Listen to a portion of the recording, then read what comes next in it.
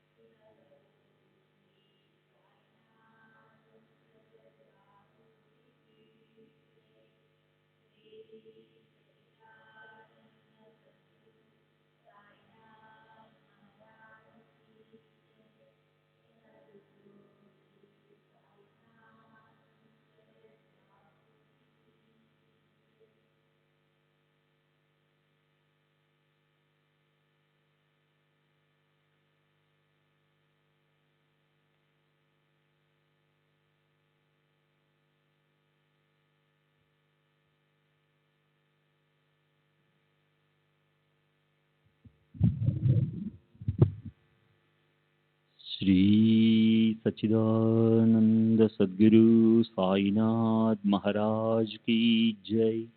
सद्गुरु श्री साईनाथ शरद बाबूजी की जय।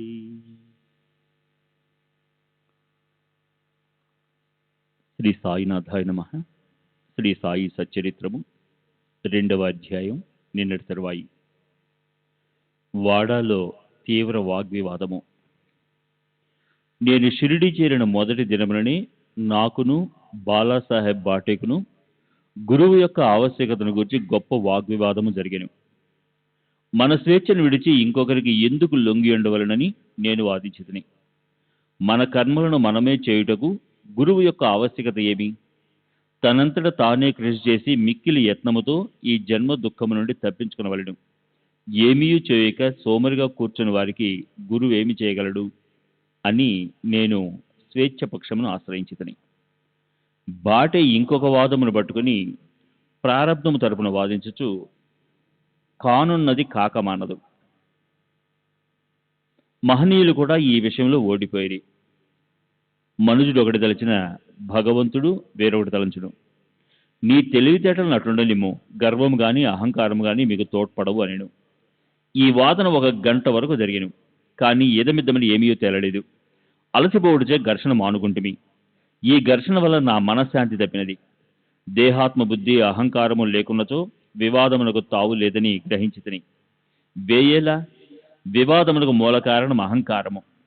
ఇతరులతో కూడా మేము మసీదునకు పోగా బాబా కాకాను పిలిచి ఇట్లడిగెను, వాడాలో ఏమి జరిగినది?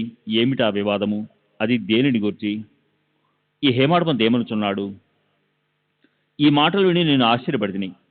సాటేవాడ మసీదునకు చాలా దూరంగా ఉన్నది. మా వివాదం గురించి బాబాకి ఎట్లు తెలిసెను? అతడు సర్వజ్ఞుడై ఉండవలను, లేనిచో మా వాదన ఎట్లు గ్రహించును? బాబా మన అంతరాత్మపై అధికారి అయి ఉండవచ్చును. హేమాడ్పంత్ అను బిరుదునకు మూల కారణము. సాయిబాబా నన్నెందులకు హేమాడ్పంత్ని పిలిచానని ఆలోచించసాగితిని. ఇది హేమాద్రి పంతు అను నామమునకు రూపాంతరము.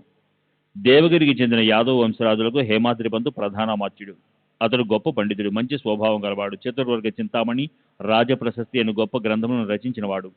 మోడీ భాషను, ఒక నూతన గణిత విధానమును కనిపెట్టినవాడు. ఇక నేనా వానికి వ్యతిరేక బుద్ధి గలవాడను, మేధాశక్తి అంతగా లేనివాడను.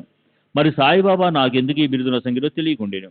ఆలోచన చేయగా ఇది నా అహంకారమును చంపుటకొక అమ్ము అనియు, నేనెప్పుడూ అణకువ నమ్రతలు కలిగి ఉండవాలనని బాబా కోరిక అయి ఉండవచ్చునని గ్రహించితిని. అంతకుముందు వాడాలో జరిగిన చర్చలో నేను చూపిన తెలివితేటలకు బాబా ఈ రీతిగా అభినందించి ఉండవచ్చునని అనుకుంటుని. భవిష్యత్ చరిత్రను బట్టి చూడగా బాబా పలుకులకు, అంటే దాబోల్కున్న హేమాడ్పంతులట గొప్ప ప్రాముఖ్యం కలదనియు, భవిష్యత్తు తెలిసియే బాబా అట్లునేననియు భావించవచ్చును. ఏలయనగా హేమాడ్పంతు శ్రీ సాయిబాబా సంస్థానమును చక్కని చాకచక్యంతో నడిపెను. సంస్థానం యొక్క లెక్కలను బాగుగా ఉంచెను. అదే కాక భక్తి, జ్ఞానము, నిర్వ్యామోహము, ఆత్మశరణాగతి, ఆత్మ సాక్షాత్కారము మొదలగు విషయములతో శ్రీ సాయి సచ్చరిత్ర అయిన గొప్ప గ్రంథమును రచించాను. గురువు యొక్క ఆవశ్యకత. ఈ విషయమే బాబా ఏమినో హేమాడ్పంతు వ్రాసి ఉండలేదు. కానీ కాకాసాహెబ్ దీక్షిత్ ఈ విషయం గురించి తాను వ్రాసుకుని దానిని ప్రచురించాను. హేమాడ్పంతు బాబాను కలిసిన 2వ దినము కాకాసాహెబ్ దీక్షిత్ బాబా వద్దకు వచ్చి షిరిడి నుండి వెళ్ళవచ్చునా అని అడిగాను. బాబా అట్లేని జవాబిచ్చాను. ఎక్కడకు అని ఎవరో అడగగా చాలా పైకి అని బాబా చెప్పాను. మార్గమేది అని దీక్షిత్ అడిగాను. అక్కడికి పోవుటకు అనేక మార్గములు కలవు. షిరిడి నుంచి కూడా ఒక మార్గము కలదు. మార్గము ప్రయాసకరమైనది. మార్గ మధ్యమున ఉన్న అడవులలో పులులు, తోడేళ్లు కలవని బాబా బదులుడిను. మార్గదర్శకుని వెంట తీసుకుని పోయినచో అని కాకాసాహెబ్ అడుగగా అట్లయినచో కష్టమే లేదని బాబా జవాబిచ్చాను. మార్గదర్శకుడు తిన్నగా గమ్యస్థానం చేర్చును. మార్గ మధ్యమున ఉన్న తోడేళ్లు, పులులు, గోతుల నుండి తప్పించును. మార్గదర్శకుడు లేనిచో అడవి మృగములచే చంపబడవచ్చును, లేదా దారి తప్పి గుంటలలో పడిపోవచ్చునైనను. మసీదులో అప్పుడు అచ్చటినే ఉన్న దాబోల్కర్ తన ప్రశ్నకి అదే తగిన సమాధానమని గుర్తించెను. వేదాంత విషయంలో మానవుడు స్వేచ్ఛాపరుడా కాడా అను వివాదం వలన ప్రయోజనం లేదని గ్రహించెను. పరమార్థము నిజముగా గురుబోధ వలనే చిక్కుననియు, రామకృష్ణులు తమ గురువులైన వశిష్ఠ సాందీపులకు లొంగి అణకువతో నుండి ఆత్మ సాక్షాత్కారం పొందిననియు, దానికి దృఢమైన నమ్మకము, ఓపిక అను 2 గుణములు ఆవశ్యకమని గ్రహించెను. 2వ అధ్యాయం సంపూర్ణం. సద్గురు శ్రీ సాయినాథార్పణమస్తు. శుభం భవతు. శ్రీ సాయినాథాయ నమః. శ్రీ సాయి సచరిత్రము 3వ అధ్యాయము.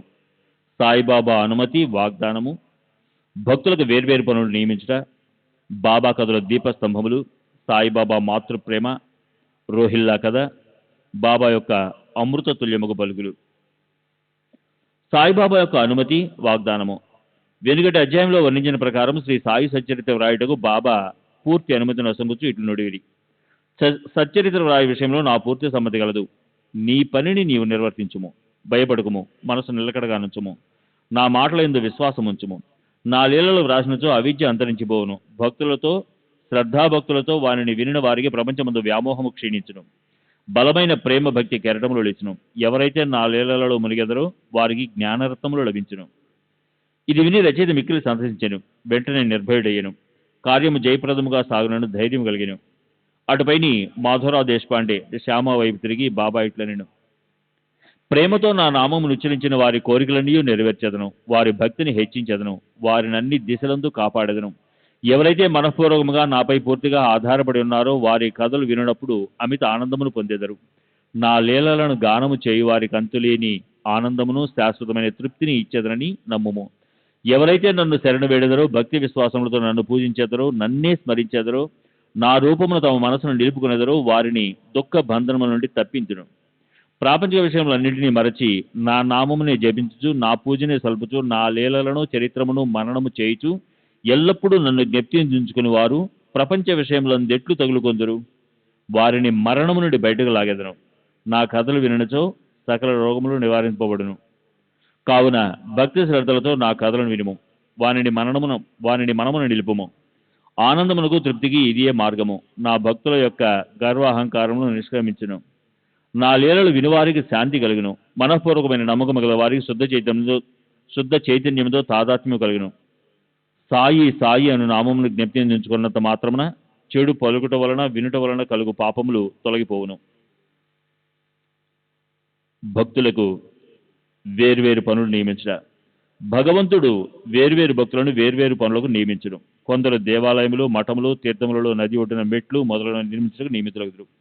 భగవంతుని లీలలను పాడుటకు కొందరు నియుక్తులగుదురు. కొందరు తీర్థయాత్రలకు పోవుదురు. సచ్చరిత్ర రచన నాకు నియమింపబడినది. విషయ జ్ఞానము శూన్యమొకటిచే నేను ఈ పని నా అర్హతకు మించినది అయినచో ఇంత కఠినమైన పనిని నేనెందుకు ఆమోదించవలను? సాయిబాబా జీవిత చరిత్రను వర్ణించగల వారెవరు? సాయి యొక్క కరుణయే ఇంత కఠిన కార్యమును నెరవేర్చే శక్తిని నాకు ప్రసాదించినది.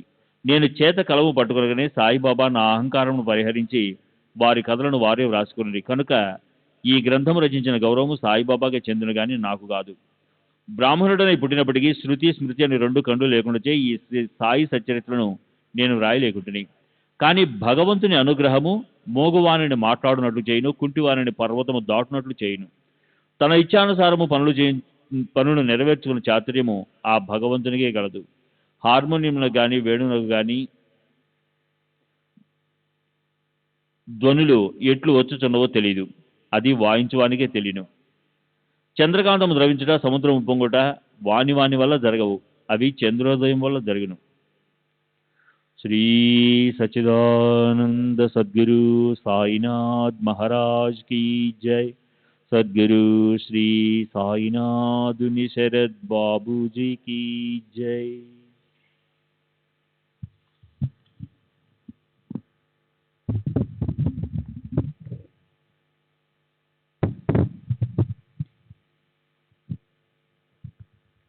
బాబా కథలు దీపస్తంభములు. సముద్ర మధ్యమందు దీపస్తంభములుండును.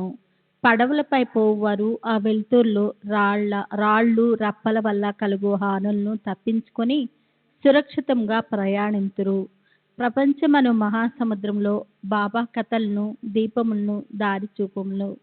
అవి అమృతం కంటే తీయగా నుండి ప్రపంచ యాత్ర చేయు మార్గమును సులభముగాను సుగమముగాను చేయును. యోగేశ్వరులు కథలు పవిత్రములు. అవి మన చెవుల ద్వారా హృదయమందు ప్రవేశించినప్పుడు శరీర స్పృహను, అహంకారమును, ద్వంద్వ స్వభావములను నిష్క్రమించును. మన హృదయమందు నిల్వయుండిన సందేహములు పటాపంచలైపోవును. శరీర గర్వము మాయమైపోయి కావలసినంత జ్ఞానము నిల్వ చేయబడును. శ్రీ సాయిబాబా కీర్తి వర్ణనలు ప్రేమతో పాడినా కానీ వినినా కానీ భక్తుని పాపములు పటాపంచలగును. కాబట్టి ఇవే మోక్షమునకు సులభ సాధనములు. కృతయుగంలో శమతమములు అనగా నిశ్చల మనస్సు శరీరము, త్రేతాయుగంలో యాగము, ద్వాపర యుగంలో పూజ, కలియుగంలో భగవన్నామ మహిమలను నామముల పాడుట మోక్ష మార్గములు. 4 వర్ణముల వారు ఈ చివరి సాధనమును అవలంబించవచ్చును. తక్కిన సాధనలు అనగా యోగము, యాగము, ధ్యానము, ధారణము అవలంబించడం కష్టతరము. కానీ భగవంతుని కీర్తిని మహిమను పాడుట అతి సులభము. మన మనసును మాత్రం అటువైపు త్రిప్పవలెను. భగవత్కథలను వినుట వలన పాడుట వలన మనకు దేహాభిమానం తొలగిపోవును. అది భక్తులను నిర్మోహులుగా చేసి తుదుకు ఆత్మ సాక్షాత్కారం పొందినట్లు చేయును. ఈ కారణం చేతనే సాయిబాబా నాకు సహాయపడి నాచే ఈ సచ్చరితామృతమును వ్రాయించెను. భక్తులు దాన్ని సులభముగా చదవగలరు, వినగలరు. చదివినప్పుడు వినినప్పుడు బాబాను ధ్యానించవచ్చును. వారి స్వరూపమును మనసునందు మననం చేసుకునవచ్చును. ఈ ప్రకారంగా గురువునందు తదుపరి భగవంతుని యందు భక్తి కలుగును. తుదకు ప్రపంచమందు విరక్తి పొంది ఆత్మ సాక్షాత్కారం సంపాదించగలుగుదము. సచ్చరితామృతము వ్రాయిట, తయారు చేయుట బాబా యొక్క కటాక్షం చేతనే సిద్ధించినవి. నేను నిమిత్త మాత్రుడిగా ఉంటిని. సాయిబాబా యొక్క మాతృప్రేమ. ఆవు తన దూడను ఎట్లు ప్రేమించునో అందరికీ తెలిసిన విషయమే. దాని పొదుగెల్లప్పుడూ నిండియే ఉండును. దూడకు కావలసినప్పుడల్లా కుడిచినచో పాలు ధారగా కారును. అలాగననే బిడ్డకి ఎప్పుడు పాలు కావాలనో తల్లి గ్రహించి సకాలమందు పాలిచ్చును. బిడ్డలకు గుడ్డలు తొడుగుట ఎందును అలంకరించుట ఎందును తల్లి తగిన శ్రద్ధ తీసుకొని సరిగా చేయును. బిడ్డకు ఈ విషయం ఏమీ తెలియదు. కానీ తల్లి తన బిడ్డలు చక్కగా దుస్తులు ధరించి అలంకరింపబడ్డ చూచి అమితానందం పొందును. తల్లి ప్రేమకు సరిపోల్సిందేదీ లేదు. అది అసామాన్యము, నిర్భాజ్యము. సద్గురులు కూడా నీ మాతృప్రేమ వారి శిష్యులందరూ చూపుదురు. సాయిబాబా కూడా నా ఎందట్టి ప్రేమ ఉండెను. దానికి ఈ క్రింది ఉదాహరణ ఒకటి. 1916 సంవత్సరంలో నేను సర్కారు ఉద్యోగం నుండి విరమించితిని. నాకియ్య నిశ్చయించిన పింఛను కుటుంబంను గౌరవంగా సాగుటకు చాలదు. గురు పౌర్ణమి నాడు ఇతర భక్తులతో నేను కూడా షిరిడీకి పోయి తిని. అన్నా చంచనీకురు నా గురించి బాబాతో ఇట్లనెను, దయచేసి ఈ అన్నా సాహెబ్ యందు దాక్షిణ్యం చూపుము. వానికి వచ్చు పింఛను సరిపోదు. వాని కుటుంబము పెరుగుచున్నది. వానికి ఇంకేదైనా ఉద్యోగం ఇప్పించము. వాని ఆదుతాను తీసి నిశ్చింతను కలుగు చేయము. అందుకు బాబా ఇట్లా జవాబిచ్చెను, వానికి ఇంకొక ఉద్యోగం దొరుకును. కానీ వాడిప్పుడు నా సేవతో తృప్తి పడవలెను. వాని భోజన పాత్రలు ఎప్పుడూ పూర్ణంగానే ఉండును. అవి ఎన్నిటికీ నిండు కొనవు. వాని దృష్టినంతటినీ నా వైపు త్రిప్పవలెను. నాస్తికుల దుర్మార్గుల సావాసం విడవవలెను. అందరి ఎడల అనుకువ నమ్రతలుండవలెను. నన్ను హృదయపూర్వకంగా పూజించవలెను. వాడిట్లు చేసినచో స్వస్థ ఆనందమును పొందును. నన్ను పూజింపుడను దానిలోను. ఈ నన్ను అనగా ఎవరు అన్న ప్రశ్నకు సమాధానం ఈ గ్రంథం యొక్క ఉపోద్ఘాతంలో సాయిబాబా ఎవరు అన్న శీర్షిక క్రింద చెప్పిన దానిలో విశదీకరింపబడి ఉన్నది. చూడుడు. రోహిల్లా కథ. రోహిల్లా కథ ఉన్నచో బాబా ప్రేమ ఎట్టిదో బోధపడను. పొడుగాటి వాడును, పొడుగైన చొక్కా తొడిగిన వాడును, బలవంతుడగు రోహిల్లా ఒకడు బాబా కీర్తి విని ఆకర్షితుడై షిరిడీలో స్థిరనివాసం ఏర్పరచుకొనెను. రాత్రింపహళ్ళు ఖురాన్లోని కర్మాలను చదువుతూ అల్లాహు అక్బర్ అని ఆంబోతురంకి వేయినట్లు బిగ్గరగా నడుచుచుండెను. అందువల్ల పగలంతయు పొలంలో కష్టపడి పనిచేసి ఇంటికి వచ్చిన షిరిడీ ప్రజలకు రాత్రి నిద్రాభంగమును అసౌకర్యమును కలుగుచుండెను. కొన్నాళ్ల వరకు వారు దీన్ని ఓర్చుకుండ్రి. తుదకు ఆ బాధ నోరవలేక బాబా వద్దకేగి రోహిల్లా అరుపులు నాపమని బ్రతిమాలిరి. బాబా వారి ఫిర్యాదును వినకపోవటే కాక వారిపై కోపించి వారి పనులు వారు చూసుకోవాల్సిందే కానీ రోహిల్లా జోలికి పోవద్దని మందలించిరి. రోహిల్లాకు ఒక దౌర్భాగ్యపు భార్య కలదనియు, ఆమె గయ్యాళి అనియు, ఆమె వచ్చి రోహిల్లాను తనను బాధ పెట్టుచున్నదనియు, రోహిల్లా ప్రార్థనలు విని ఆమె ఏమీ చేయలేక ఊరక ఉండుననియు బాబా చెప్పెను. నిజంగా రోహిల్లాకు భార్యే లేదు. భార్య అనగా దుర్బుద్ధి అని బాబా భావము. బాబాకు అన్నిటికంటే దైవ ప్రార్థనలందు మిగుట మగు ప్రేమ. అందుచే రోహిల్లా తరపున వాదించి వారిలోని వారి నోపికతో ఓర్చుకొని అసౌకర్యమును సహింపవలసిందనియు నది త్వరలో తగ్గుననియు బాబా బుద్ధి చెప్పెను. బాబా యొక్క అమూర్త తుల్యమకు పలుకులు. ఒకనాడు మధ్యాహ్నం హారతైన పిమ్మట భక్తులందరూ తమ తమ బస్సులకు పోవుతుండ్రి. అప్పుడు వారికి బాబా ఈ క్రింది చక్కని ఉపదేశం ఇచ్చిరి. మీరు ఎక్కడున్నను ఏమి చేయుచున్నను నాకు తెలియను. బాగుగా జ్ఞాపకం ఉంచుకునుడు. నేను అందరి హృదయములను పాలించేవాడను, అందరి హృదయములలో నివసించేవాడను. నేను ప్రపంచమందు గల చరాచర జీవకోటిని ఆవరించి ఉన్నాను. ఈ జగత్తును నడిపించేవాడును సూత్రధారిని నేనే. నేనే జగన్మాతను. త్రిగుణముల సామరస్యమును నేనే. ఇంద్రియ చాలకును నేనే. సృష్టి స్థితి లయ కారకును నేనే. ఎవరైతే తమ దృష్టిని నా వైపు త్రిప్పిదరో వారికే హాని కాని బాధ కాని కలగదు. నన్ను మరచిన వారిని మాయ శిక్షించును. పురుగులు, చీమలు తదితర దృశ్యమాన చరాచర జీవకూట అంతయు నా శరీరమే, నా రూపమే. ఈ చక్కని అమూల్యమైన మాటలు విని వెంటనే నా మనసులో ఏ నౌకరీ కొరకు యత్నించక గురుసేవలో నిమగ్నమగుటకు నిశ్చయించుకుంటుని. కానీ అన్నా చెంచనీకరు ప్రశ్నకు బాబా చెప్పిన సమాధానం నా మనసు ముందుండెను. అది జరుగునా లేదా అనే సందేహం కలుగుతుండెను. భవిష్యత్తులో బాబా పలికిన పలుకులు సత్యములైనవి. నాకు ఒక సర్కారు ఉద్యోగం దొరికెను. కానీ అది కొద్ది కాలం వరకే. అటు పిమ్మట వేరే పని ఏదియూ చేయక శ్రీ సాయి సేవకు నా జీవితమంతయు సమర్పించి తిని. ఈ అధ్యాయం ముగించబో ముందు చదువులకు నేను చెప్పందేమన బద్ధకము, నిద్ర, చంచల మనసు, దేహాభిమానం మొదలగు వారిని విడిచి వారు తమ యావత్ దృష్టిని సాయిబాబా కథల వైపు తిప్పవలెను. వారి ప్రేమ సహజంగా ఉండవలెను. వారు భక్తి యొక్క రహస్యంను తెలుసుకుందరుగాక. ఇతర మార్గములను అవలంబించి అనవసరంగా అలసిపోవద్దు. అందరూ ఒకే మార్గమును తొక్కుదురుగాక, అనగా శ్రీ సాయి కథలను విందురుగాక. ఇది వారి అజ్ఞానమును నశింపు చేయును, మోక్షమును సంపాదించి పెట్టును. లోబు ఎక్కడనున్నప్పటికీను వాని మనసు తాను పాతిపెట్టిన సొత్తునందే ఉండునట్లు బాబాను కూడా ఎల్లరూ తమ హృదయములందు స్థాపించుకుందురుగాక. 3వ అధ్యాయం సంపూర్ణము. సద్గురు శ్రీ సాయినాథార్పణమస్తు. శుభం భవతు. శ్రీ సాయినాథాయన్ మహా. శ్రీ సాయి సచ్చరిత్రము 4వ అధ్యాయము. యోగేశ్వర్ల కర్తవ్యము. పవిత్ర షిరిడీ క్షేత్రము. సాయిబాబా రూపురేఖలు. గౌలీబువ అభిప్రాయము. విఠలదేవుడు దర్శనమిచ్చుట. భగవంతరావు క్షీరసాగర్ కథ. ప్రయాగ క్షేత్రంలో దాసగణ స్నానము. బాబా అయోని సంభవుడు షిరిడీ మొట్టమొదట ప్రవేశించుట. 3 వసతి గృహములు. యోగేశ్వర్ల కర్తవ్యము. భగవద్గీత 4వ అధ్యాయమున 7-8 శ్లోకములందు శ్రీకృష్ణ పరమాత్ముడు ఇట్లు సెలవిచ్చున్నారు. ధర్మం నశించినప్పుడు, అధర్మం వృద్ధి పొందినప్పుడు నేను అవతరించెదను. సన్మార్గులను రక్షించుటకు, దుర్మార్గులను శిక్షించుటకు, ధర్మస్థాపన కొరకు యుగయుగములందు అవతరించెదను. ఇదే భగవంతుని కర్తవ్య కర్మ. భగవంతుని ప్రతినిధులకు యోగులు, సన్యాసులు అవసరం వచ్చినప్పుడల్లా అవతరించి ఆ కర్తవ్యంను నిర్వర్తించెదరు.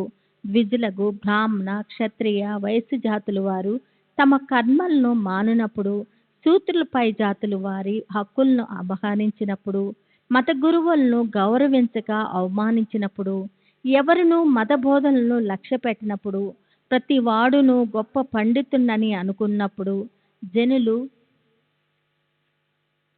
నిషిద్ధాహారంలో మద్యపానములకు అలవాటు పడినప్పుడు, మతం పేరుతో కాని పనులు చేయనప్పుడు, వేరు మతముల వారు తమలో తాము కలహించినప్పుడు, బ్రాహ్మణులు సంధ్యావందనం మానునప్పుడు, సనాతనులు తమ మతాచారములు పాటించినప్పుడు, ప్రజలు ధనధారా సంతానములే జీవిత పరమార్థంగా భావించి మోక్ష మార్గమును మర్చినప్పుడు, యోగేశ్వరులు ఉద్భవించి వారి వాక్కాయ కర్మలచే ప్రజలను సవ్య మార్గమును పెట్టి వ్యవహారములను చక్కదిద్దుదురు.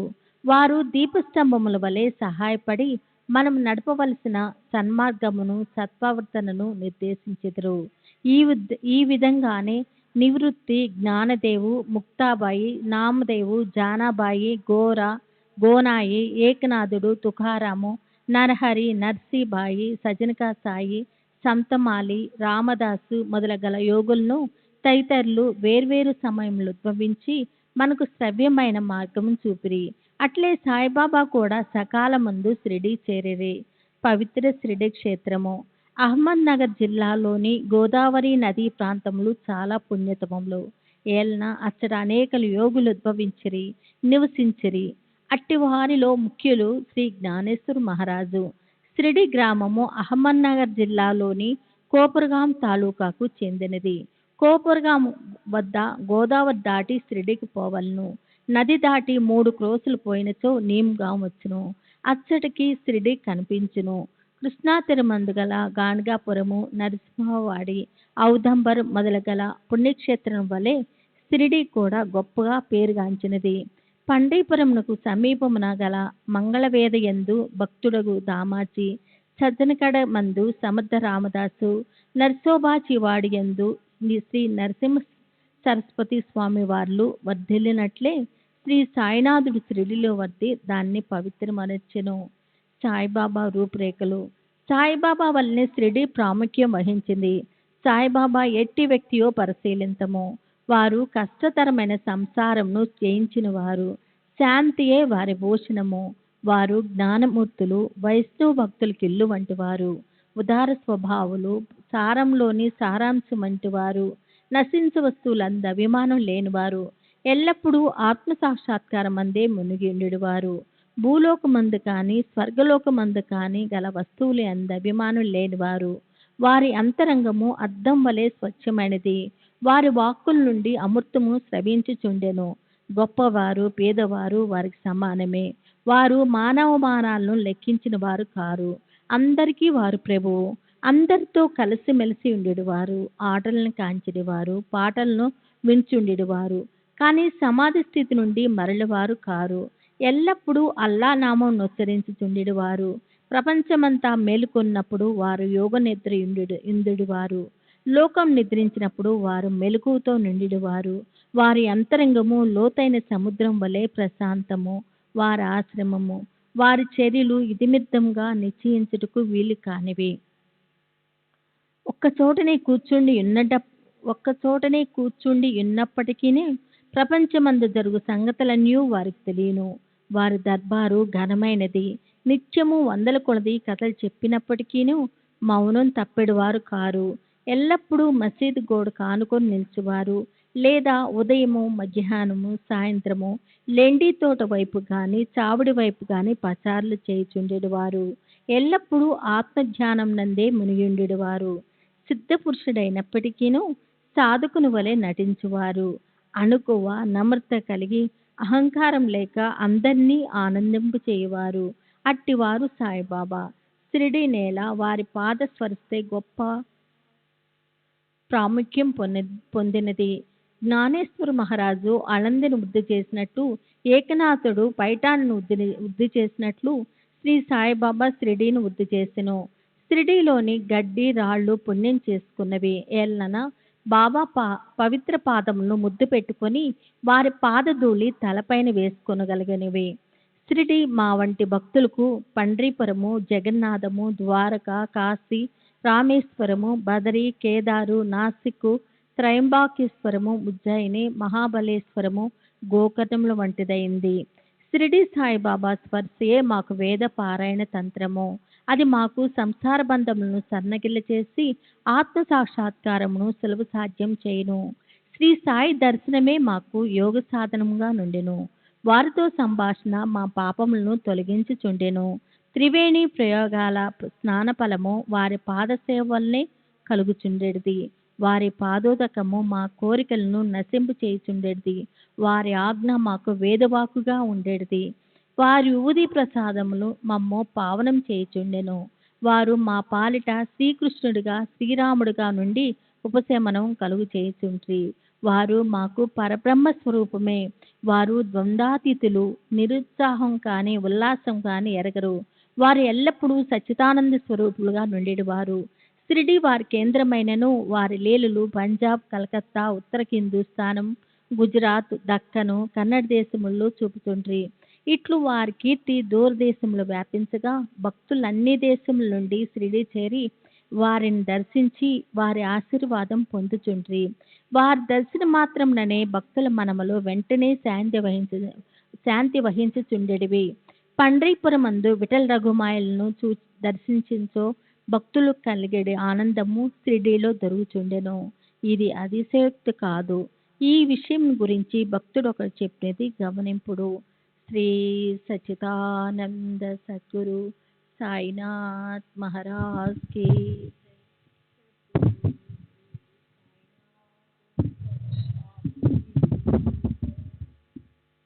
శ్రీ సచ్చిదానంద సద్గురు సాయినాథ్ మహారాజ్ కి జై. సద్గురు శ్రీ సాయినాథుని శరత్ బాబూజీకి జై. గౌలీబువ అభిప్రాయం. 95 సంవత్సరముల వయసు గల గౌలీబువ అను వృద్ధ భక్తుడు ఒకడు పండరి యాత్ర ప్రతి సంవత్సరము చేయవాడు. 8 మాసములు పండరిపురం నందు, మిగతా 4 మాసములు ఆషాఢము మొదలు కార్తీకము వరకు గంగానది ఒడ్డునకు ఉండేవాడు. సామాను మొదటికి ఒక గాడిదను, తోడుగా ఒక శిశువుని తీసుకొని పోవాడు. ప్రతి సంవత్సరం పండరి యాత్ర చేసుకుని షిరిడి సాయిబాబా దర్శనముకై వచ్చేవాడు. అతడు బాబాను మిక్కులు ప్రేమించేవాడు. అతడు బాబా వైపు చూచుచూ ఇట్లనిడివాడు: వీరు పండరీనాథుని అవతారమే, అనాథల కొరకు బీదల కొరకు వెలసిన కారుణ్యమూర్తి. గౌలుబువ విఠోబా దేవుని ముసలి భక్తుడు. పండరి యాత్ర ఎన్నిసార్లు చేసెను. వీరు సాయిబాబా పండరీనాథుని అవతారమని నిర్ధారణ పరిచిరి. విఠల్ దేవుడు దర్శనమిచ్చుట. సాయిబాబాకు భగవన్నామ స్మరణయందును కీర్తనయందును మికిలి ప్రీతి. వారెప్పుడు అల్లా మాలిక్ అనగా అల్లాయే యజమాని అని అనుచుండెడివారు. 7 రాత్రింబవళ్ళు భగవన్నామ స్మరణ చేయుచుండెడివారు. దీనినే నామ సప్తాహనము అందరు. బాబా ఒకప్పుడు దాస్కన్ మహారాజును నామ సప్తాహనం చేయమనరి. సప్తాహనం ముగినాడు విఠల్ దర్శనము కలుగునని వాగ్దానం ఇచ్చినచో నామ సప్తాహనంను చలిపెదనని దాసగను జవాబిచ్చెను. బాబా తన గుండెపై చేయి వేసి తప్పనిసరిగా దర్శనమిచ్చును గాని భక్తుడు భక్తి ప్రేమలతో నుండవలెను. ఠాగూర్నాథ్ యొక్క ఠాగూర్ పట్టణము, విఠలు యొక్క పండరిపురము, శ్రీకృష్ణుని ద్వారకా పట్టణము ఇక్కడనే అనగా షిరిడీలోనే ఉన్నవి. ఎవరును ద్వారకాకు పోవలసిన అవసరము లేదు. విఠలుడు ఇక్కడనే ఉన్నాడు. భక్తుడు భక్తి ప్రేమలతో కీర్తించినప్పుడు విఠలుడిక్కడనే అవతరించును అన్నారు. సప్తాహనం ముగిసిన పిమ్మట విఠలుడి క్రింది విధంగా దర్శనమిచ్చెను.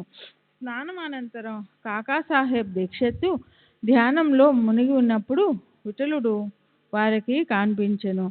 కాక మధ్యాహ్నారతి కొరకు బాబా వద్దకు పోగా తేట తెల్లంగా కాకాను బాబా ఇట్లడిగెను: విఠల్ పాటిల్ వచ్చినాడా? నీవు వానిని చూచితివా? వాడు మిక్కిలి పారుబోతు. వానిని దృఢముగా పట్టుకునుము. ఏ మాత్రము అజాగ్రత్తగా నున్నను తప్పించుకొని పారిపోవును. ఇది ఉదయము జరిగెను. మధ్యాహ్నము ఎవడో పటములు అమ్మువాడు 25-30 విఠోబా చిత్రపటములను అమ్మకమునకు తెచ్చెను. ఆ పటము సరిగా కాకాసాహెబ్ ధ్యానంలో చూచిన దృశ్యముతో పోలి ఉండెను.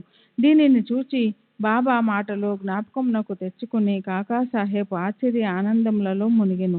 విఠోబా పటము ఒకటి కొని పూజా మందిరంలో నుంచుకొనెను. భగవంతరావు క్షీరసాగరుని కథ. విఠల పూజ యందు బాబాకెంత ప్రీతియో భగవంతరావు క్షీరసాగరుని కథలో విశదీకరింపబడినది. భగవంతరావు తండ్రి విఠోబా భక్తుడు. పండరీపురమునకు నియమంగా యాత్ర చేయుచుండువాడు. ఇంటి వద్ద కూడా విఠోబా ప్రతిమ నుంచి దానిని పూజించువాడు. అతడు మరణించిన పిమ్మట వారి కొడుకు పూజను, యాత్రను, శ్రాద్ధమును మానెను. భగవంతరావు షిరిడి వచ్చినప్పుడు బాబా వాని తండ్రిని జ్ఞప్తికి తెచ్చుకుని, వీని తండ్రి నా స్నేహితుడు కాన వీని నిచ్చటకు ఈడ్చుకొని వచ్చింది. వీడు నైవేద్యము ఎన్నడూ పెట్టలేదు. కావున నన్నును విఠలుని కూడా ఆకలితో మార్చినాడు. అందుచేత వీనిని ఇక్కడకు తెచ్చితిని. వీడు చేయునది తప్పని బోధించి చీవాట్లు పెట్టి తిరిగి పూజ ప్రారంభించినట్లు చేసేదను అనేది. ప్రయాగ క్షేత్రంలో దాసగను స్నానము. గంగానది యమునా నది కలిచోటునకు ప్రయాగ అని పేరు. ఇందులో స్నానమాచరించిన ప్రతి వానికి గొప్ప పుణ్యము ప్రాప్తించునని హిందువుల నమ్మకము. అందుచేతని వేల కొద్ది భక్తులు అప్పుడచ్చటికి పోయి స్నానమాడుదురు. దాసగను కూడా ప్రయాగ పోయి అచ్చట సంగమంలో స్నానం చేయవలనని మనసున తలచెను. బాబా వద్దకేగి అనుమతించమనెను. అందుకు బాబా ఇట్లు జవాబిచ్చెను: అంత దూరం పోవలసిన అవసరమే లేదు. మన ప్రయాగ ఇచ్చటనే కలదు. నా మాటలు విశ్వసింపుము. ఇట్లు అను అంతలో ఆశ్చర్యములన్నిటికంటే ఆశ్చర్యకరమైన వింత జరిగినది. దాసగన్ మహారాజు బాబా పాదములపై శిరస్సు నుంచిన వెంటనే బాబా 2 పాదముల బొటన వ్రేలు నుండి గంగా యమున జలములు కాలువలాగా పారెను. ఈ చమత్కారం చూచి దాసగను ఆశ్చర్యచకితుడయ్యాడు. భక్తి భక్తి ఆవేశాలతో మైమర్చాడు. కన్నులు ఆనందాశ్రువులతో నిండాయి. అతని హృదయంలో పొంగిన కవితావేశం శ్రీ సాయి లీల గాన రూపంలో పెళ్ళుబీకింది. బాబా అయోని సంభవుడు. షిరిడి మొట్టమొదట ప్రవేశించుట. సాయిబాబా తల్లిదండ్రులను గూర్చి గాని, జన్మం గూర్చి గాని, జన్మస్థానం గూర్చి గాని ఎవరికి ఏమీ తెలియదు. ఎందరో పెక్కుసార్లు ఈ విషయములో కనుగొనుటకు ప్రయత్నించిరి. పలుసార్లు ఈ విషయముగా బాబాను ప్రశ్నించిరి. కానీ ఎట్టి సమాధానం గాని సమాచారం గాని పొందకుంటిరి. నామదేవు కబీరు సామాన్య మానవుని వలె జన్మించి ఉండలేదు. ముత్యపు చిప్పులలో చిన్న పాప వలె లభించిరి. నామదేవుడు భీమా నది తటమున గోనాయికి కనిపించెను. కబీరు భగీరథి నదీ తటమున తమాలునకు కనిపించెను. అట్టిదే సాయి జన్మ వృత్తాంతము. భక్తుల కొరకు బాబా 16 బాలుడిగా షిరిడీలోని వేప చెట్టు క్రింద అవతరించెను. బాబా అప్పటికే బ్రహ్మజ్ఞానిగా కనిపించెను. బాబా స్వప్నావస్థ ఎందైనను ప్రపంచ వస్తువులను కాంక్షించేవారు కాదు. ఆయన మాయను తన్నెను. ముక్తి బాబా పాదములను సేవించుచుండెను. నానా చోప్దార్ తల్లి మిక్కిలి ముసలిది. ఆమె బాబానిట్లు వర్ణించినది. ఈ చక్కని చురుకైన కుర్రవాడు వేప చెట్టు క్రింద ఆసనంలో నుండెను. శీతోష్ణములను లెక్కింపక అంతటి చిన్న కుర్రవాడు కఠిన తపమాచరించుట, సమాధిలో మునుగుట చూచి గ్రామస్తులు ఆశ్చర్యపడిరి. ఆ బాలుడు పగలు ఎవరితో కలిసేవాడు కాదు, రాత్రి అందెవరికి భయపడువాడు కాడు. చూచిన వారు ఆశ్చర్య నిమగ్నులై ఈ చిన్న కుర్రవారెక్కడ నుండి వచ్చినాడని అడుగసాగిరి. అతని రూపు ముఖ లక్షణములు చాలా అందముగా నుండెను. చూచిన వారెల్లరూ ఒక్కసారిగా ముగ్ధులవుచుండిరి. ఆయన ఎవరి ఇంటికి పోకుండెను. ఎల్లప్పుడూ వేప చెట్టు క్రిందనే కూర్చున్నవాడు. పైకి చిన్న బాలుని వలె కనిపించినప్పటికీ చేతలను బట్టి చూడగా నిజముగా మహానుభావుడే. నిర్యామోహము రూపుదాల్చిన అతన్ని గూర్చి ఎవరికి ఏమీ తెలియకుండెను. ఒకనాడు ఖండోబా దేవుడు ఒకనిని ఆవేశించగా నీ బాలుడు ఎవరని అడుగుగా ప్రశ్నించిరి. వారి తల్లిదండ్రులు ఎవరని, ఎచ్చటి నుండి వచ్చినాడని అడిగిరి. ఆ ఖండోబా గణము ఒక స్థలమును చూపి గడ్డపారను తీసుకొని వచ్చి అచట త్రవ్వమనెను. అట్లు త్రవ్వగా అందులో కొన్ని ఇటుకలు వాని అగు వెడల్పు రాయి ఒకటి కనిపించెను. ఆ బండను తొలగించగా క్రిందనొక సందు కనిపించెను. అచట 4 దీపములు వెలుగుచుండెను. ఆ సొరంగము ద్వారా ముందుకు పోగా అచట ఒక భూగృహము కనిపించెను. అందులో గోముఖ నిర్మాణంలో కర్రబల్లలు జపమాలలు కనిపించెను. ఈ బాలుడచట 12 సంవత్సరములు తపస్సు అభ్యసించినని ఖండోబా చెప్పెను. పిమ్మట కురవానిని ఈ విషయము ప్రశ్నించగా వారలను మరిపించుచు అది తన గురుస్థానమనియు వారి సమాధి అచట కలదు కావున దానిని కాపాడవలననియు చెప్పాను. వెంటనే దానిని ఎప్పటి వలె మూసివేసిరి. అశ్వత్థ ఉదుంబర వృక్షము వలె ఈ వేప చెట్టును పవిత్రముగా చూచుకొనుచు బాబా ప్రేమించువారు. మహల్సాపతి తదితర షిరిడీలోని భక్తులు దీనిని బాబా యొక్క గురువు గారి సమాధి స్థానమని భావించి సాష్టాంగ నమస్కారములు చేసెదరు. 3 వసతి గృహములు. వేప చెట్టును దాని చుట్టూనున్న స్థలమును హరి వినాయక సాటే అనువాడు కొని సాటేవాడను పెద్ద వసతి గృహమును కట్టించెను. అప్పట్లో షిరిడీకి పోయిన భక్త మండలికది ఒకటియే నివాస స్థలము. వేప చెట్టు చుట్టూ ఎత్తుగా అరుగు కట్టిరి. మెట్లు నిర్మించిరి. మెట్ల దిగువన ఒక గూడు వంటిది కలదు. భక్తులు మండపంపై ఉత్తరాభిముఖంగా కూర్చునెదరు. ఎవరచట గురు శుక్రవారములు ధూపము వేయుదురో వారు బాబా కృప వల్ల సంతోషంతో నుండెదరు. ఈ వాడ చాలా పురాతనమైనది కావున మరమ్మతునకు సిద్ధముగా నుండెను. తగిన మార్పులు మరమ్మతులు సంస్థానం వారు చేసిరి. కొన్ని సంవత్సరముల పిమ్మట దీక్షిత్ వాడ అను పేర ఇంకొక వసతి గృహము కట్టబడినది. న్యాయవాది అయిన కాకాసాహెబ్ దీక్షిత్ ఇంగ్లాండుకు పోయెను. అచట రైలు ప్రమాదమున కాలు కుంటుపడెను. అది ఎంత ప్రయత్నించినను బాగు కాలేదు. తన స్నేహితుడగు నానాసాహెబ్ చందర్కర్ షిరిడీ సాయిబాబాను దర్శించమని సలహా ఇచ్చెను. 1909వ సంవత్సరమున కాక షిరిడీకి పోయెను. బాబా దర్శన మాత్రమున అమిత ఆనంద భరితుడై సిడిలో నివసించుటకు నిశ్చయించుకునేను. కాళ్ళు కుంటితనము కన్నా తన మనసులోని కుంటితనమును తీసివేయమని బాబాను ప్రార్థించాను. తన కొరకును ఇతర భక్తులకును పనికి వచ్చినట్లు ఒక వాడాను నిర్మించెను. 10/12/1910 ఈ వాడ కట్టుటకు పునాది వేసిరి. ఆనాడే 2 ముఖ్యమైన సంఘటనలు జరిగెను. 1, దాదాసాహెబ్ కాపర్డేకు తన ఇంటికి పోవుటకు బాబా సమ్మతి దొరికెను. 2, చావడిలో సేజు హారతి ప్రారంభమయ్యెను. దీక్షిత్ వాడ పూర్తి కాగానే 1911 సంవత్సరంలో శ్రీరామనవమి సమయమందు శాస్త్రోక్తంగా గృహప్రవేశము జరిపిరి. తర్వాత కోటీశ్వరుడగును నాగపూర్ నివాసియగు బూటి మరియు ఒక పెద్ద రాతి మేడను నిర్మించెను.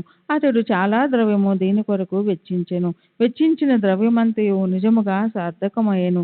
ఏలన బాబాగారి భౌతిక శరీరమందులో సమాధి చేయబడినది. దీనిని సమాధి మందిరము అందురు. ఈ స్థలంలో మొట్టమొదట పూల తోట ఉండెను. ఆ తోటలో బాబాయే తోటమాలిగా మొక్కలకు నీళ్లు పోయట మొదలుగున్నవి చేసేటివారు. ఇట్లు 3 వాడాలు వసతి గృహములు కట్టబడెను. అంతకు ముందిచ్చట ఒక వసతి గృహము కూడా లేకుండెను. అన్నిటికంటే సాటేవాడ మొదటి రోజులలో అందరికీ చాలా ఉపకరించుచుండెను. 4వ అధ్యాయం సంపూర్ణం. సద్గురు శ్రీ సాయినాథార్పణమస్తు. శుభం భవతు. శ్రీ సచ్చిదానంద సద్గురు సాయినాథ్ మహారాజ్ కీ జై. साईनाथ निशर बाबू जी की जय. శ్రీ సాయినాథాయ నమః. శ్రీ సాయి సచరిత్రము 5వ అధ్యాయము. పెళ్లి వారితో కలిసి బాబా తిరిగి షిరిడి వచ్చుట, ఫకీరుకు సాయి నామమెట్లు వచ్చెను, ఇతర యోగులతో సహవాసము, బాబా దుస్తులు, వారి నిత్యకృత్యములు, వేప చెట్టు క్రిందనున్న పాదుకుల వృత్తాంతము. ఈ కథ యొక్క పూర్తి వివరములు: మొహిద్దీన్ తంబులితో కుస్తీ, జీవితంలో మార్పు, నీళ్లను నూనెగా మార్చుట, జవహర్ అలీ అని కపట గురువు. పెళ్లి వారితో కలిసి బాబా తిరిగి షిరిడి వచ్చుట. ఔరంగాబాద్ జిల్లా దూపను గ్రామం గలదు. అచ్చట ధనికుడకు మహమ్మదీయుడు ఒకడు ఉండెను. అతని పేరు చాంద్ పాటిల్. ఔరంగాబాద్ పోవచుండగా అతని గుర్రము తప్పిపోయాను. 2 మాసములు వెతికినను దాని అంతు దొరకకుండెను. అతడు నిరాశ చెంది భుజముపై జీను వేసుకుని ఔరంగాబాద్ నుండి దూప్ గ్రామమునకు పోవచుండెను. సుమారు ఒక 9 మైళ్ళు నడిచిన పిమ్మట ఒక మామిడి చెట్టు వద్దకు వచ్చెను. దాని నీడలో ఒక వింత పురుషుడు కూర్చుని ఉండెను. అతడు తలపై టోపీ, పొడిగైన చొక్కా ధరించి ఉండెను. చంకలో సటగా పెట్టుకుని చిలుము త్రాగుటకు ప్రయత్నించుచుండెను. దారి వెంట పోవు చాంద్ పాటిల్ను చూచి అతనిని పిలిచి చిలుము త్రాగి కొంత తడవు విశ్రాంతి తీసుకొనమనెను. జీను గురించి ప్రశ్నించెను. అది తాను పోగొట్టుకున్న గుర్రముదని చాంద్ పాటిల్ బదులు చెప్పాను. ఆ దగ్గరలో ఉన్న కాలువ ప్రక్కన వెతుకమని ఫకీరు చెప్పాను.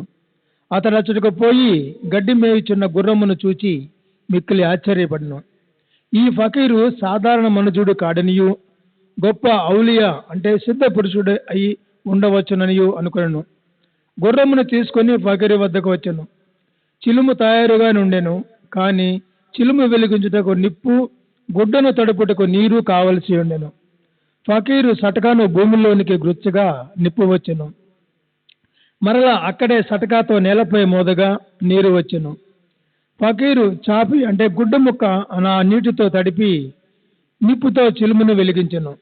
అటుల సిద్ధమైన చిలుమును ఆ ఫకీరు తాను పీల్చి తరువాత చాంద్ పాటిల్కు అందించెను. ఇది అంతయు చూచి చాంద్ పాటిల్ ఆశ్చర్యచకితుడైను. ఫకీరును తన గృహమునకు అతిథిగా రమ్మని చాంద్ పాటిల్ వేడెను.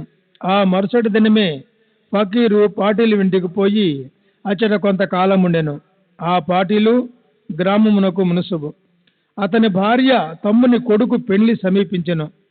పెళ్లి కూతురిది షిరిడి గ్రామము. అందుచే కావలసిన సన్నాహములన్నీ చేసుకొని పాటిలు షిరిడి ప్రయాణమయ్యను. పెళ్లి వారితో కలిసి ఫకీరు కూడా బయలుదేరాను. ఎటు చిక్కులు లేక వివాహము జరిగిపోయాను. పెళ్లి వారు ధూప్ గ్రామము తిరిగి వెళ్ళిరి. కానీ ఫకీరు మాత్రము షిరిడిలో ఆగి అచ్చటినే స్థిరముగా నుండెను. ఫకీరుకు సాయి నామం ఎట్లు వచ్చెను. పెండ్లివారు షిరిడి చేరగానే ఖండోబ మందిరమునకు సమీపమున ఉన్న భక్త మహల్సపతి గారి పొలములో ఉన్న మర్రి చెట్టు కింద బస చేసిరి. ఖండోబ మందిరమునకు తగిలి ఉన్న ఖాళీ జాగాలో బండ్లు విడిచిరి. బండ్లలో ఉన్న వారి నొకరి తర్వాత ఒకరు దిగిరి. ఫకీరు కూడా దిగిన. బండి దిగుచున్న యువ ఫకీరును చూచి భక్త మహల్సపతి రండి సాయి అని స్వాగతించను. తక్కిన వారు కూడా ఆయనను సాయి అని పిలువనారంభించిరి. అది మొదలు వారు సాయిబాబాగా ప్రఖ్యాతులేరి. ఇతర యోగులతో సహవాసము. సాయిబాబా షిరిడీలోని ఒక మసీదులో నివాసం ఏర్పరచుకున్నది. బాబా షిరిడి రాకపూర్వమే దేవిదాసు అను యోగి షిరిడీలో ఎన్నో సంవత్సరముల నుండి నివసించుచుండెను. బాబా అతనితో సాంగత్యమునికి ఇష్టపడెను. అతనితో కలిసి కొంతకాలము మారుతి మందిరములోను చావడిలోనూ ఉండెను. కొంతకాలం ఒంటరిగా ఉండెను. అంతలో జానకిదాసు గోసావి అను ఇంకొక యోగి వచ్చుటకు వచ్చెను. బాబా అప్పుడప్పుడు ఈ యోగితో మాట్లాడుచుండేవారు, లేదా బాబా ఉండు చోటుకు జానకిదాసు పోవుచుండెను. అట్లానే పునతంబే నుండి ఒక వైశ్య యోగి షిరిడి వచ్చుచుండేవాడు. ఆయన గృహస్థుడు, పేరు గంగాగీరు.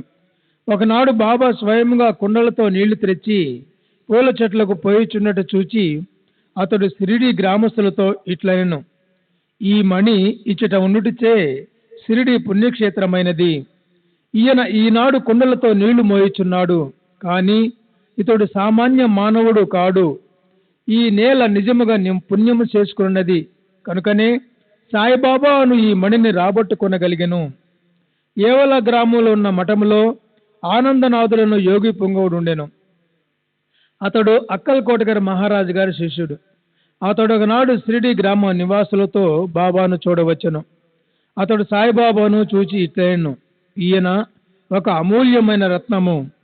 సామాన్య మానవుని వలె కనిపించుచున్నప్పటికీ ఈయన మామూలు రాయి వంటి వాడు కాదు. ఈయన ఒక అమూల్య వజ్రము. ముందు ముందు ఈ సంగతి మీకే తెలియగలదు. ఇట్లనుచు నాథుడు తిరిగి యావలా వెళ్ళెను. ఇది శ్రీ సాయిబాబా యవ్వనమున జరిగిన సంగతి.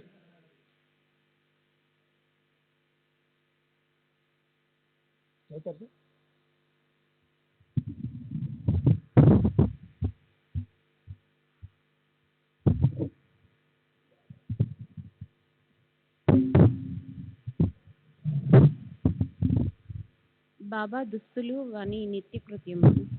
యవ్వనం నందు బాబా తమ తల వెంట్రుకలు కత్తిరించుకొనుక జుట్టు పెంచుచుండెను. పహిల్వాను వలె దుస్తులు వేసుకొనివారు. షిరిడీకి 3 మైళ్ళ దూరంలోనున్న రహతా పోయినప్పుడు ఒకసారి బంతి, గన్నేరు, నిత్యమల్ల మొక్కలు తీసుకొని వచ్చి నేలను చదును చేసి వాటిని నాటి నీళ్లు పోయిచుండిరి. అనుదినము వామన్ తాత్య అను కుమ్మరి బాబాకు కాల్చని 2 పచ్చి కుండలను ఇచ్చుచుండెడివాడు.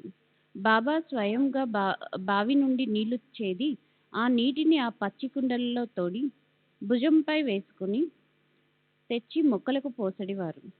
సాయంకాలం ఆ కుండలను వేప చెట్టు మొదట బోర్లించుచుండిరి. కాల్చని వగుటచే అవి వెంటనే విరిగి ముక్కలగుచుండెను. ఇట్లు 3 సంవత్సరములు గడిచెను. సాయిబాబా కృషి వలన అచ్చట నొక పూల తోట లేచెను. ఆ స్థలంలోనే ఇప్పుడు బాబా సమాధి ఉన్నది. దానినే సమాధి మందిరం అందురు. దానిని దర్శించుట కొరకే అనేక మంది భక్తులు విశేషంగా పోవుచున్నారు. వేప చెట్టు క్రిందనున్న పాదుకుల వృత్తాంతము. అక్కల్కోటకర్ మహారాజు గారి భక్తుడు బాయి కృష్ణాజీ ఆలీబాక్కర్. ఇతడు అక్కల్కోటకర్ మహారాజు గారి చిత్రపటంను పూజించుచుండెను. అతడు ఒకప్పుడు షోలాపూర్ జిల్లాలోని అక్కల్కోట గ్రామంనకు పోయి మహారాజు గారి పాదుకలను దర్శించి పూజించవలనని అనుకొనెను. అతడచ్చటికి పోక మునుపే స్వప్నంలో ఆ మహారాజు దర్శనమిచ్చి ఇట్లు చెప్పెను, ప్రస్తుతం షిరిడి నా నివాస స్థలము. అచ్చటికి పోయి నీ పూజను నింపుము. అందుచే అక్కల్కోట పోవలనను తన నిర్ణయంను మార్చుకొని బాయి కృష్ణాజీ షిరిడి చేరి బాబాను పూజించి అచ్చటనే 6 మాసములు ఆనందంతో గడిపెను. దీని జ్ఞాపకార్థం పాదుకలు చేయించి శ్రావణ మాసంలో ఒక శుభదినమున వేప చెట్టు క్రింద ప్రతిష్ఠ చేయించెను. ఇది శక సంవత్సరం 1834 శ్రావణ మాసంలో అనగా క్రీస్తు శకం 12లో జరిగెను. దాదా కేల్కర్ ఉపాసనీ బాబా అనువారు పూజను శాస్త్రోక్తంగా జరిపిరి. దీక్షిత్ అను బ్రాహ్మణుడు పాదుకల నిత్య పూజకు నియమింపబడెను. దీనిని పర్యవేక్షించు బాధ్యత భక్త సగున్మేర్ నాయక్కు అప్పగించబడెను. ఈ కథ యొక్క పూర్తి వివరములు. ఠానే వాస్తవ్యుడు అయిన శ్రీ బివి దేవ్ బాబాకు గొప్ప భక్తుడు. వీరు మమల్తాదారుగా పదవీ విరమణ చేసిరి. వేప చెట్టు క్రింద ప్రతిష్ఠింపబడిన పాదుకలకు సంబంధించిన వివరములన్నీ సగున్మేరు నాయక్ మరియు గోవింద కమలాకర్ దీక్షితుల నుండి సేకరించి పాదుకల పూర్తి వృత్తాంతం శ్రీ సాయి లీలా మాసపత్రిక 2వ సంపుటం మొదటి సంచిక 25వ పేజీలో ఈ రీతిగా ప్రచురించిరి. 12వ సంవత్సరంలో బొంబాయి నుండి డాక్టర్ రామారావు కొఠారే అను అతడు షిరిడీకి వచ్చెను. వానితో పాటుగా అతని కాంపౌండర్ను మరియు అతని మిత్రుడైన బాయి కృష్ణాజీ అలీబాకర్ అతను వెంట వచ్చిరి. షిరిడీలో వారు సగున్మేర్ నాయక్కు జీకే దీక్షిత్కు సన్నిహితులైరి. అనేక విషయములు తమలో తాము చర్చించుకున్నప్పుడు సంభాషణ వశాత్తు బాపా ప్రప్రథమున షిరిడీ ప్రవేశించి వేప చెట్టు క్రింద తపస్సు చేసిన దాని జ్ఞాపకార్థం బాబా పాదుకలను రాతితో చెక్కించుటకు నిర్ణయించిరి. ఈ సంగతి డాక్టర్ రామారావు కొఠారేకు తెలిపినచో ఆయన చక్కని పాదుకలు చెక్కించెదరని బాయి కృష్ణాజీ మిత్రుడైన కాంపౌండర్ సలహానిచ్చెను. అందరూ ఈ సలహాకు సమ్మతించిరి. అప్పటికి బొంబాయి తిరిగి వెళ్ళిన డాక్టర్ గారికి ఈ విషయంను తెలియపరిచిరి. వారు వెంటనే మరలా షిరిడీ వచ్చి పాదుకల నమూనాను వ్రాయించిరి. ఖండోబా మందిరమందున్న ఉపాసనీ మహారాజ్ వద్దకు పోయి తాము వ్రాసిన పాదుకల నమూనాను చూపిరి. శ్రీ ఉపాసనీ దానిలో కొన్ని మార్పులు చేసి పద్మము, శంఖము, చక్రము మొదలగున్నవి చేర్చి బాబా యోగ శక్తిని వేప చెట్టు గొప్పతనంను తెలుపు ఈ క్రింది శ్లోకంను కూడా చెక్కించమనిరి. సదా నింబ వృక్షస్య మూలాదివాసాత్ సుధాశ్రావిణం తిక్తమప్యప్రియంతం తరుం కల్ప వృక్షాదికం సాధయంతం నమామీశ్వరం సద్గురుం సాయినాథం. ఉపాసనీ సలహా ఆమోదించి పాదుకలను బొంబాయిలో చేయించి కాంపౌండర్ ద్వారా పంపిరి. శ్రావణ పౌర్ణమి నాడు స్థాపన చేయమని బాబా ఆజ్ఞాపించెను. ఆనాడు 11 గంటలకు జీకే దీక్షిత్ తన శిరస్సుపై పాదుకలను పెట్టుకొని ఖండోబా మందిరం నుండి ద్వారకామాయికి ఉత్సవంతో వచ్చిరి. బాబా ఆ పాదుకలను స్పృశించి అవి భగవంతుని పాదుకలని నుడివెను. వారిని వేప చెట్టు మూలంను ప్రతిష్ఠింపుడని ఆదేశించెను. ఆ ముందు రోజు బొంబాయి నుండి పాస్తా సేట్ అను పార్సీ భక్తుడొకడు మనీ ఆర్డర్ ద్వారా 25 రూపాయలు పంపి ఉండెను. బాబా ఆ పైకంను పాదుక ప్రతిష్ఠకు ఖర్చు నిమిత్తము ఇచ్చెను. మొత్తం 100 రూపాయలు ఖర్చయినవి. అందులో 75 రూపాయలు చందాల ద్వారా వసూలు చేసిరి. మొదటి 5 సంవత్సరములు జీకే దీక్షిత్ ఈ పాదుకలకు పూజ చేసెను. తర్వాత లక్ష్మణ్ కచేశ్వర్ జాకడే అను బ్రాహ్మణుడు నామ పూజారి పూజ చేయుచుండెను. మొదటి 5 సంవత్సరములు నెలకు 2 రూపాయల చొప్పున డాక్టర్ కొఠారే దీపం ఖర్చు నిమిత్తం పంపుచుండెను. పాదుకల చుట్టూ కంచె కూడా పంపెను. ఈ కంచెయు పైకప్పును కోపర్గాం స్టేషన్ నుండి షిరిడీకి తెచ్చుటకు 7-8 ఖర్చు సగున్మేర్ నాయక్ ఇచ్చెను. ప్రస్తుతం జాకడే పూజ చేయుచున్నాడు. సగునుడు నైవేద్యంను దీపంను పెట్టుచున్నాడు. మొట్టమొదట బాయి కృష్ణాజీ అక్కల్కోట్కర్ మహారాజ్ భక్తుడు. 12వ సంవత్సరంలో వేప చెట్టు క్రింద పాదుకల స్థాపించినప్పుడు అక్కల్కోటకు పోవచ్చు మార్గమధ్యమున షిరిడీ యందు దిగెను. బాబా దర్శనం చేసిన తర్వాత అక్కల్కోట గ్రామంనకు పోవలననుకొని బాబా వద్దకేగి అనుమతి నిమ్మనెను. బాబా ఇట్లనెను, అక్కల్కోటలో ఏమున్నది, అక్కడేల పోయేదవు? అక్కడుండే మహారాజ్ ప్రస్తుతం ఇక్కడే ఉన్నారు, వారే నేను. ఇది విని బాయి కృష్ణాజీ అక్కల్కోట వెళ్ళుట మానుకొనెను. పాదుకల స్థాపన తర్వాత అనేక పర్యాయములు షిరిడీ యాత్ర చేసెను.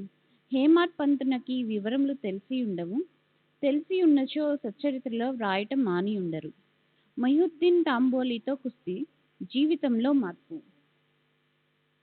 షిర్డీ గ్రామంలో కుస్తీలు పట్టుట వాడుక.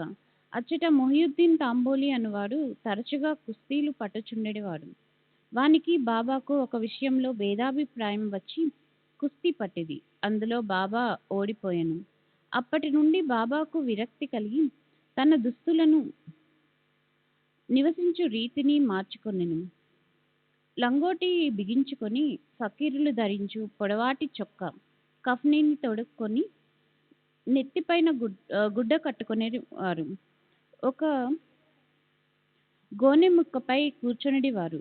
చింకి గుడ్డలతో సంతృష్టి చెందడివారు. రాజ్యభోగం కంటే దారిద్ర్యమే మేలని నుడివెడివారు. పేదవారికి భగవంతుడు స్నేహితుడు అనేవారు.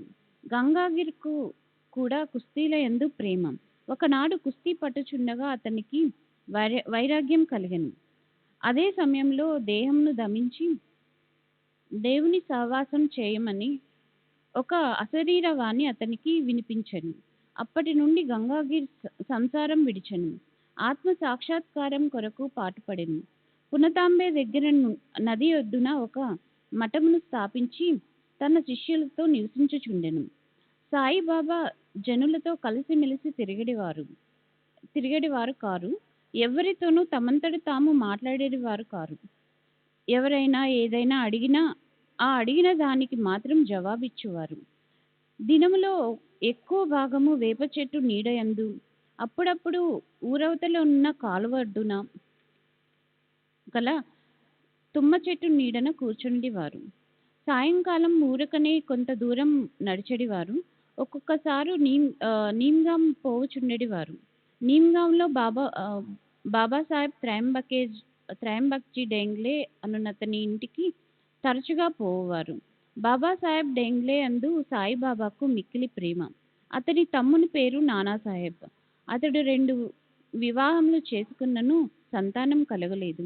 బాబాసాహెబ్ డేంగ్లే తన సోదరుని సాయిబాబా వద్దకు పంపెను.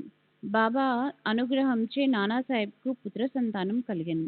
అప్పటి నుండి బాబాను దర్శించుటకు ప్రజలు తండోపతండములుగా రాసాగిరి. వారి కీర్తి అంతటను వెల్లడి ఆయను. అహ్మద్ నగర్ వరకు వ్యాపించెను. అక్కడి నుండి నానాసాహెబ్ చందోర్కర్, కేశవ్ చిదంబర్ మొదలుగా గల అనేక మంది షిర్డీకి వచ్చుట ప్రారంభించింది. దినమంతయు బాబాను భక్తులు చుట్టియుండెడివారు. రాత్రులందు బాబా పాడుపడిన పాత మసీదు నందు శయనించుచుండెను. పొగ పీల్చుకొను చిలుం గొట్టము, కొంత పొగాకు, ఒక రేకు డబ్బా, కఫ్ని, తలగుడ్డ, ఎల్లప్పుడూ దగ్గరుంచుకొను సటక, చేతికర్ర మాత్రమే అప్పటిలో ఆయనకున్న సామాన్లు. తలపైన ఒక గుడ్డను చుట్టి దాన్ని అంచులను జడవలే మెలిపెట్టి ముడివేసి ఎడమ చెవిపై నుంచి వెనుకకు వేలాడునట్లు వేసుకొనువారు. తమ దుస్తులను వారం తరబడి ఉతకకుండా ఉంచువారు.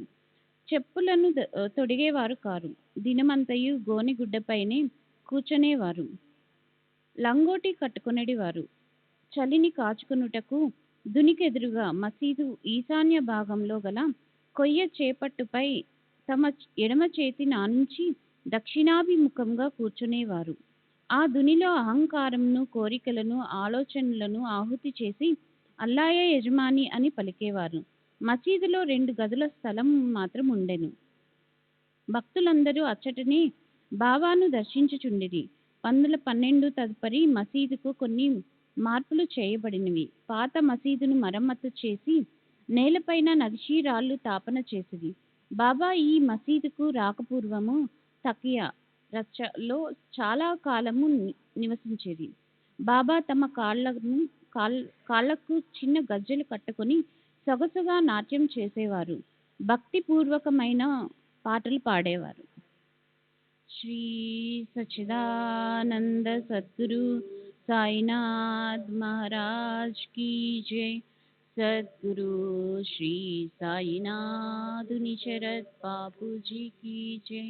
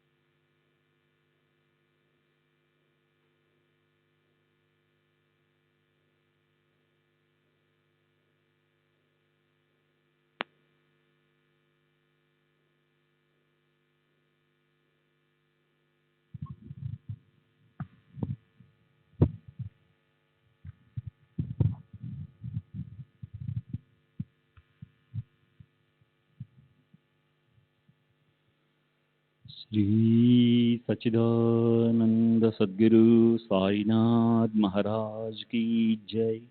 सद्गुरु श्री साईनाथ निशरद बाबू जी की जय।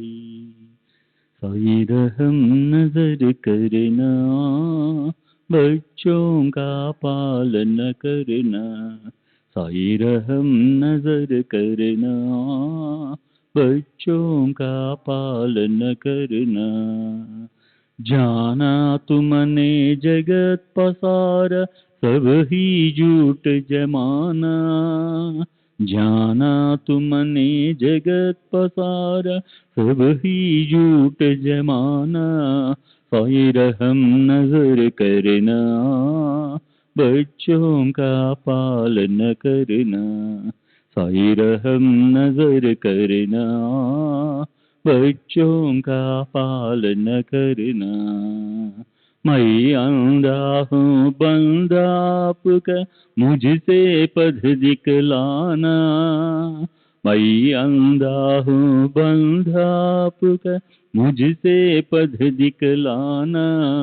साई रहम नजर करना, बच्चों का पालन करना। साई रहम नजर करना, बच्चों का पालन करना।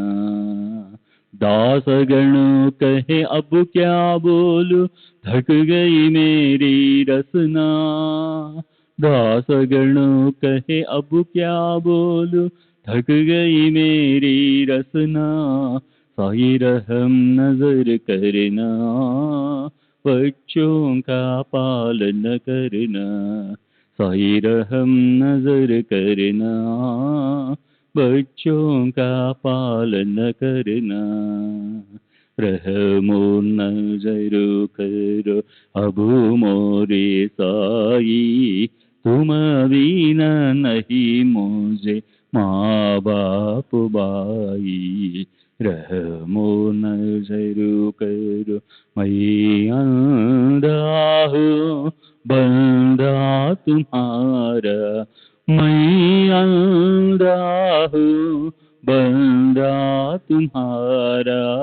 मैं ना जानू, मैं ना जानू, मैं ना जानू अल्लाह इलाही।